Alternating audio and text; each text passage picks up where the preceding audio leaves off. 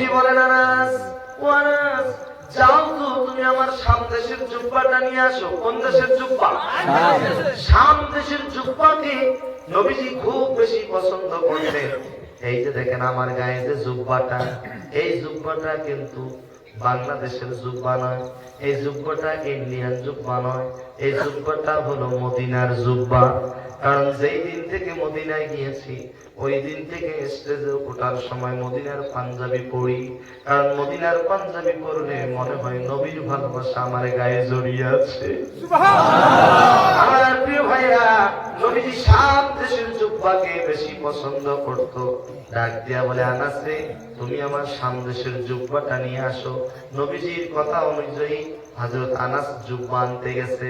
যাওয়ার পরে মদিনার চত্বরে ছোট ছোট বাচ্চাদের খেলার দৃশ্য দেখে জুব্বা আনতে ভুলে গিয়েছে। নবীজি অপেক্ষা, জুব্বা আনে না। নবীজি কিছুক্ষণ পর ঘর থেকে বের হয়ে দেখে হযরত আনাস মদিনার মাঠের মধ্যে ছোট ছোট বাচ্চাদের খেলার দৃশ্য দেখতেছে। নবীজি হযরত আনাসের দিকে তাকায় একটা মুস্কি হেসে দিলেন। মুস্কি হেসে দেওয়ার সাথে সাথে হযরত আনাসের মনে পড়ে গেল, আরে নবীজি আমাকে জুব্বা আনতে বলেছে। দেরি করে নাই, সঙ্গে সঙ্গে জুব্বা এনে নবীজির হাতে দিয়েছে। হযরত আনাস বলেন, আমি পরবর্তীতে নবীজির 10 বছর খেদমত করার সুযোগ পেয়েছি। কয় বছর? 10 বছর পরবর্তীতে খেদমত করার সুযোগ পেয়েছি। কিন্তু নবীজি ওই দিন আমার দিকে তাকায়া মুস্কি হাসি দিয়ে যে শাসন করেছিল, এই মুস্কি হাসির শাসনটা আমাকে আজীবন মনে রেখেছে। আমার প্রিয় ভাইয়া, নবীজি হচ্ছে আমাদের মডেল, নবীজি হচ্ছে আমাদের আদর্শ। ওই নবীজি খাদেমের সাথে উত্তম আচরণ করেছেন। আমাদের যদি কেউ খাদেম থাকে, একটু যদি কম বেশি করে আমরা রাগারাগি করি, মারপিট করি, এটা কখনো রসুলের আদর্শ হতে পারে না। রসুলের আদর্শ হলো রসুল খাদেমের সাথে উত্তম আচরণ করেছেন। নবীজি সাহাবীদের সাথে উত্তম আচরণ করেছেন। একটু জোরে বলেন না আল্লাহু আকবার। নবীজি সাল্লাল্লাহু আলাইহি ওয়াসাল্লাম তিনি সাহাবীদের সাথে উত্তম আচরণ করেছেন। নবীজি সাহাবীদেরকে নিয়ে একসাথে খেজুর খায়। জোরে বলেন কি খায়? নবীজি খেজুর খাচ্ছে। নবীজির পাশে বসেছেন নবীজির জামাই। যদি নাম জানা থাকে বলেন তো কি নাম? হযরত আলী রাদিয়াল্লাহু তাআলা আনহু। হযরত আলী তিনি কি করতেছে? নবীজির পাশে বসে বসে খেজুর খাচ্ছে। আমার দিকে তাকান, খেজুর খায়। খেজুর খায়, বিচিগুলো সামনে রাখে এবং হযরত বিশ্বনবী জনাব মুহাম্মদ রাসূলুল্লাহ সাল্লাল্লাহু আলাইহি ওয়াসাল্লাম তিনি খেজুর খাচ্ছে, বিচিগুলো সামনে না রেখে হযরত আলীর সামনে রাখে। খেজুর এক পর্যায়ে খাওয়া শেষ হয়ে গেছে। প্রতিটা সাহাবীর সামনে অল্প বিচি, হযরত আলীর সামনে ডাবল বিচি, নবীজির সামনে কোনো বিচি নাই, কোনো আটি নাই। যখন খেজুর খাওয়া শেষ, এবার ডাক দিয়া বলে, ইয়া রাসূল, খেজুর খাওয়া যখন শেষ, নবীজি ডাক দিয়া বলে, আমার সাহাবীরা দেখো, আমার আল্লাহ তাআলা একটা জামাই দিয়েছে, খাদক জামাই, খালি খায় আর খায়। সবার সামনে অল্প বেশি, আমার জামাইয়ের সামনে ডাবল বেশি। এবার হযরত আলী ডাক দিয়া বলে, নবী গো, আমি তো খাদো, এতক্ষণ থেকে খেজুর খেয়েছি, আটিগুলো সামনে রেখেছি। আপনি তো আমার থেকেও বড় খাদো, এতক্ষণ থেকে খেজুর খেয়েছেন, সামনে একটা বেশি নেই, আটি নেই, আপনি আটি সহ খাইছেন। বলেন না সুবহানাল্লাহ। নবীজি সাল্লাল্লাহু আলাইহি ওয়াসাল্লাম সাহাবীদের সাথে উত্তম আচরণ করেছেন। কত সুন্দর রসিকতা, একটু জোরে বলেন আল্লাহু আকবার। নবীজি স্ত্রীদের সাথে উত্তম আচরণ করেছেন। আল্লাহু আকবার বলেন। নবীজির 11 জন স্ত্রী ছিল। জবান খুলে বলেন কয়জন? 11 জন। নবীজির 11 জন স্ত্রী ছিল, 2 জন দাসী ছিল। নবীজি স্ত্রী ছিলেন আম্মা জান আয়েশা সিদ্দিকা রাদিয়াল্লাহু তাআলা আনহা। আম্মা জান আয়েশা বলেন, আমি নবীজির সাথে 10 বছর সংসার করেছি, আমি একটা দিনের জন্য নবীজিকে আগে সালাম দিতে পারি নাই। আরো আসতে বলেন, আরো আসতে।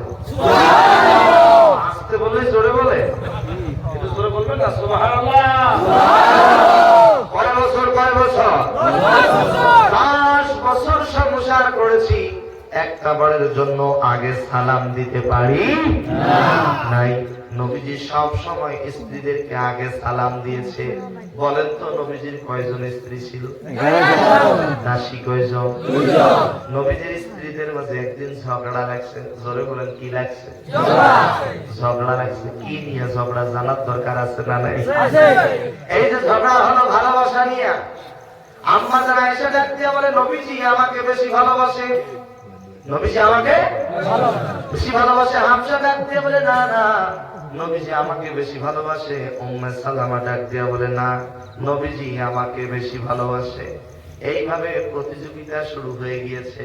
ঠিক ওই মুহূর্তে নবীজি ঘরে উপস্থিত। নবীজিকে ডাক দিয়া বলে ইয়া রাসূলুল্লাহ, ইয়া হাবিবাল্লাহ, আপনি আপনার কোন স্ত্রীকে বেশি ভালোবাসেন? এই মুহূর্তে ফয়সালা দেন, উত্তর দেন। নবীজি ডাক দিয়া বলেন আমি কোন স্ত্রীকে ভালোবাসি এখন বলবো না, আগামীকাল সকালবেলা বলবো। উদউ ইলা সাবিলি রাব্বিকা বিল হিকমা। নবীজি একটু হিকমত অবলম্বন করলেন। রাত যখন গভীর হয়ে গেল, নবীজি একটা খেজুরের ব্যাগ হাতের মধ্যে নিলেন, একটা খেজুরের পোটলা হাতের মধ্যে নিলেন। খেজুরের পোটলা হাতের মধ্যে নিয়ে আম্মা জান আয়েশার ঘরে গিয়া বলেন আয়েশা রে, ও আয়েশা তোমার দরজাটা খুলে দাও। দরজা খুলে দিয়েছে। আয়েশা রে তোমার হাত দুটো বাড়িয়ে দাও। নবীজি আম্মা জান আয়েশার হাতে দুইটা খেজুর দিলেন। বললেন আয়েশা আমি তোমাকে দুইটা খেজুর দিলাম, এই খেজুরের কথা যেন অন্য কেউ না জানে, তুমি আমানত রাখবা। বলছে ঠিক আছে। এইভাবে নবীজি আম্মা জান আয়েশার ঘর থেকে বের হয়ে চলে গেল উম্মে সালামার ঘরে। ডাক দিয়া বলে সালাম আরে তোমার হাত দুটো বাড়িয়ে দাও। দুইটা খেজুর তুলে দিয়েছে। ডাক দিয়া বলে আমি তোমাকে দুইটা খেজুর দিলাম, এই খবর যেন অন্য কেউ না জানে, আমানত রাখবা। এইভাবে নবীজি প্রত্যেকটা স্ত্রীর ঘরে গেলেন, দুইটা করে খেজুর দিলেন। পরের দিন সকাল হয়ে গেল। আল্লাহর নবী রাহমাতুল লিল আলামিন, বিশ্ব নবী রাহমাতুল লিল আলামিন, পরের দিন সকালবেলা নবীজিকে ডাক দিয়া বলা হচ্ছে ইয়া রাসূলুল্লাহ, বলেন আপনি আপনার কোন স্ত্রীকে বেশি ভালোবাসেন? আল্লাহর নবী ডাক দিয়া বলেন শোনো, গতকাল রাত্রে যার ঘরে গিয়ে আমি দুইটা খেজুর দিয়েছি তাকে আমি সব থেকে বেশি ভালোবাসি। সবাই মাথা নিচু করেছে আর মুস্কি মুস্কি হাসে। সুবহানাল্লাহ করেন না, বলেন না আল্লাহু আকবার। সবাইকে কয়টা করে দিছে? কথা বলেন নাই মনে হয়? কয়টা? নবীজি বলেন যাকে দুইটা দিয়েছি তাকে আমি সব থেকে বেশি ভালোবাসি। একটু জোরে বলেন না আল্লাহু আকবার। সাল্লাল্লাহু আলাইহি সাল্লাম বলেন আমি তাকে সব থেকে বেশি ভালোবাসি যাকে আমি দুইটা খেজুর দিয়েছি। বলেন না আল্লাহু আকবার। নবী সাল্লাল্লাহু আলাইহি সাল্লাম তিনি স্ত্রীদের সাথে উত্তম আচরণ করেছেন। বলেন আল্লাহু আকবার। আমার প্রিয় ভাইরা, আপনাদের কাছ থেকে জানতে চাই, একটু জবান খুলে বলেন তো, রাসূলের আদর্শ যদি অন্তরে থেকে থাকে, স্ত্রীদের সাথে উত্তম আচরণ করার দরকার আছে না নাই? কই যায় বসেন না, বলেন আলহামদুলিল্লাহ। কষ্ট হচ্ছে নাকি আপনার? আলোচনা কি চলবে? না না, দুর্বল হয়েছে। একটু জোরে বলেন, আলোচনা কি চলবে? কতক্ষণ চলবে? 12টা। আমি যদি বলি ফজর, কত রাত কত দিকে চলে গেছে। আজকে রাতটা না হয় কোরআনের জন্য দিয়ে দিলাম। সাহস নাই? সাহস নাই? আছে আছে আছে। চলবে? কতক্ষণ চলবে? রাজি আছেন তো ইনশাআল্লাহ? তুই হাত তুলে দেখা যাবে।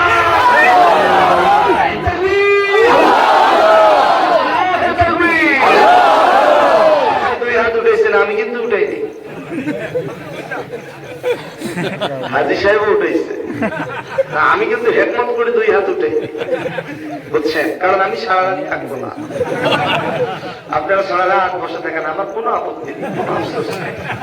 তবে আলহামদুলিল্লাহ আপনার নিয়োগ করার সাথে সাথে সারা রাত কোরআন শুনলে যেরকম সোয়াব হতো, আল্লাহ পাক সেরকম সোয়াব আপনার আমার আমল নামায় দিয়ে দেবেন। আরেকটু জোরে বলবেন না? চলবে তো ইনশাআল্লাহ? বলেন না ইনশাআল্লাহ? কারণ কার কখন মৃত্যু হবে আমরা কি বলতে পারবো? আমার মরণ আসিবে কখন কেউ তো জানে না, আমি মরে গেলে আমায় তোমরা ভুইলা যাইও না, আমি মরে গেলে আমায় তোমরা ভুইলা যাইও না। আমার মরণ আসিবে কখন, এই দুনিয়ায় চিরজীবন থাকার জায়গা না, অন্ধকার কবর যে আমার আসল ঠিকানা। সবাই রেখে আমায় চলে যাবে, সঙ্গী হবে না, সবাই রেখে আমায় চলে যাবে, সঙ্গী হবে না। আমার মরণ আসিবে কখন, মা বাবা কবর মাঝে মা বাবাকে দেখা যাবে না, দেখবো যাকে তিনি হলেন শাহে মদিনা। ও ভাই বুঝবো সেদিন কোরআন ছাড়া আপন কেহ না, ও ভাই বুঝবো সেদিন নবী ছাড়া আপন কেহ না। কথা বলেন ঠিক কিনা? প্রতিদিন আপনাকে আমাকে কবরের মাটিগুলো ডাকতেছে, কারণ কার কখন মৃত্যু হবে বলা যাবে না। একটা সন্তান যখন পৃথিবীতে আসে 9 মাস আগে জানা যায় সন্তানটা পৃথিবীতে আসবে। কয় মাস আগে? সবাই বলেন কয় মাস? 9 মাস আগে জানা যায় সন্তানটা পৃথিবীতে আসবে, কিন্তু আপনি আমি যখন চলে যাব 9 সেকেন্ড আগেও বুঝতে পারবো না কখন চলে যাব, কখন মৃত্যু হবে 9 সেকেন্ড আগেও বলতে পারবো না। কিসের এত অহংকার, কিসের এত দাম্ভিকতা? পৃথিবীতে এসেছিলাম যেভাবে, যেতে হবে সেভাবে। শুধু যাওয়ার সময় সাদা 3 টুকরা কাপড় নিয়ে যেতে হবে, এছাড়া আর কিছুই নিয়ে যেতে পারবো না। তোমার গুনা দিন ফুরাইয়া যাবে, গুনা দিন ফুরাইয়া যাবে, যৌবনে লাগবে ভাটি, ওই যে দেখো ডাকিতেছে তোমায় কবরের মাটি, ওই যে দেখো ডাকিতেছে তোমায় কবরের মাটি। ও সেদিন সন্ধ্যা হলে ডুবে রে বেলা, এক পলকে ভেঙ্গে যাবে তোমার রঙেরই মেলা। কারে দিবা তুমি জোরে দাম, কারে দিবা তুমি জোরে দাম, কার মাথায় ভাঙবা লাঠি, ওই যে দেখো ডাকিতেছে তোমায় কবরের মাটি। কথা বলেন, কথা কি ঠিক? প্রতিদিন আপনাকে আমাকে কবরের মাটিগুলো ডাকতেছে। ও ভারতের ভাইরা, আসাম রাজ্যের ভাইরা, একটু জবান খুলে মনোযোগ দিয়ে শুনতে হবে, কথা বলতে হবে। আপনাদের মনে আছে কিনা জানি না, বলেন তো হাতের মুষ্টির কথা মনে আছে না? না, কয় প্রকার নারীকে আল্লাহ তাআলা, কয় প্রকার নারীকে আল্লাহ তাআলা জাহান্নামে দেবে? ইহুদি মহিলাদের বৈশিষ্ট্য যেন কয়টা? একটার স্ত্রী হতে গেলে কয়টা গুণ? একটার স্বামী হতে গেলে কয়টা গুণ? সন্তানের প্রতি মা বাবার কতটি অধিকার আছে? জীবিত থাকাকালীন কয়টা? মৃত্যুর পরে কয়টা? আমরা জানবো তো ইনশাআল্লাহ, জানবো তো ইনশাআল্লাহ, শুনবেন তো ইনশাআল্লাহ? শুনবেন না? তুই হাত তুলে দেখায় দেন।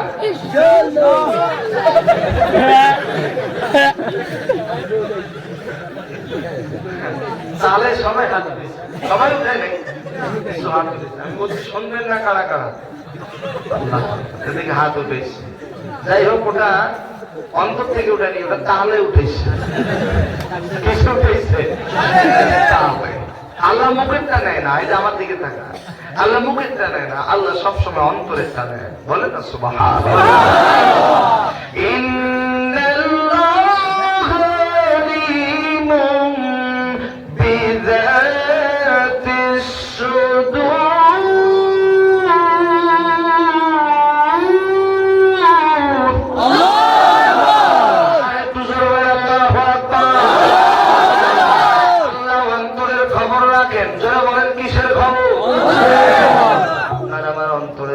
যিনি রাখেন, আওয়াজ দিয়ে বলেন তিনি কে? আমার প্রিয় ভাইরা, একটু দিলের কান দিয়া, মনের কান দিয়ে শুনতে হবে। আলোচনা করেছি, মনে আছে নাই? নবীজি খাদেমের সাথে উত্তম আচরণ করেছে, নবীজি সাহাবীদের সাথে উত্তম আচরণ করেছে, নবীজি সাল্লাল্লাহু আলাইহি সাল্লাম তিনি স্ত্রীদের সাথে উত্তম আচরণ করেছে, এমনকি নবীজি ইয়াতীমের সাথে উত্তম আচরণ করেছেন। বলেন সুবহানাল্লাহ। আমার দিকে তাকান খুব মনোযোগ। বিশ্ব নবী সাল্লাল্লাহু আলাইহি সাল্লাম ঈদের নামাজ পড়ার জন্য যাচ্ছেন। আম্মা জান আয়েশাকে ডাক দিয়া বলে, আয়েশা রে, আজকে তোমার জন্য একটা গিফট নিয়ে আসবো, একটা উপহার নিয়ে আসবো। নবীজি এই কথা বলে ঈদের নামাজ পড়ার জন্য রওনা দিয়েছেন। প্রতিমধ্যে রাস্তায় দেখেন একটা ছোট্ট বাচ্চা, আমার দিকে দেখান, একটা ছোট্ট বাচ্চা চোখের পানি ছেড়ে দিয়ে অঝোর নয়নে কান্না করে। নবীজি ডাক দিয়া বলে, বাবা তুমি কাঁদো কেন? বাচ্চাটা ডাক দিয়া বলে, আমি কেন কাঁদি? এই কথা মুহাম্মদুর রাসূলুল্লাহ সাল্লাল্লাহু আলাইহি ওয়াসাল্লাম নবী ছাড়া অন্য কাউকে আমি বলবো না, কারণ আমি আমার এই কথা নবী ছাড়া কাউকে বলবো না। আল্লাহর নবী ডাক দিয়া বলে, বাবা তুমি যেই নবীকে খুঁজতেছো, আমি হইলাম সেই আখেরি পয়গম্বর বিশ্ব নবী জনাব মুহাম্মদুর রাসূলুল্লাহ সাল্লাল্লাহু আলাইহি ওয়াসাল্লাম। ডাক দিয়া বলে, বাবা তুমি কি বলতে চাও তাড়াতাড়ি বলো। আল্লাহর নবী সাল্লাল্লাহু আলাইহি ওয়াসাল্লাম যখন এই কথা বলেছে, ছোট্ট বাচ্চাটা কান্না করে করে বলতেছে, ওগো আল্লাহর নবী, আমার বাবার কিছুদিন আগে ইন্তেকাল হয়েছে। বলেন ইন্না লিল্লাহি। মৃত্যুর কথা শুনলে কি বলতে হয়? ইন্না লিল্লাহি ওয়া ইন্না ইলাইহি রাজিউন। ডাক দিয়া বলে, ওগো নবীজি, আমার বাবা কিছুদিন আগে ইন্তেকাল করেছে, আমার মায়ের অন্য এক জায়গায় বিবাহ হয়েছে, কিন্তু আমার নতুন বাবা আমাকে মেনে নেয় না। মেনে না নেওয়ার পরে আমি যখন কান্নাকাটি করতেছিলাম, তখন আমার মা আমাকে কেঁদে কেঁদে বলছে, বাবারে তুমি হই না ইয়াতীম, আর ইয়াতীমের দুঃখ ওই ইয়াতীম নবী ছাড়া কেউ বুঝবে না রে বাবা। এ বাবা তুমি মুহাম্মদ সাল্লাল্লাহু আলাইহি সাল্লাম নবীজির কাছে যাও, ওই নবীজি তোমার জন্য একটা ফয়সালা দিবে। আমি এই জন্য আমার মায়ের কথা অনুযায়ী আপনার কাছে এসেছি। আমি তো ইয়াতীম, আমি এখন কোথায় যাব, কি করব? নবীজি সঙ্গে সঙ্গে বাচ্চাটাকে কোলের মধ্যে নিয়ে আম্মা জান আয়েশার ঘরের দরজার মধ্যে গিয়ে নক করেছে। ডাক দিয়ে বলে, আয়েশা রে, তাড়াতাড়ি দরজাটা খুলে দাও, আমি তোমার জন্য গিফট নিয়ে আসতে চেয়েছিলাম, সেই গিফট উপহার নিয়ে এসেছি। আম্মা জান আয়েশা দরজা খুলে দিয়েছে, লক্ষ্য করে দেখে নবীজির কোলের মধ্যে একটা ছোট্ট বাচ্চা।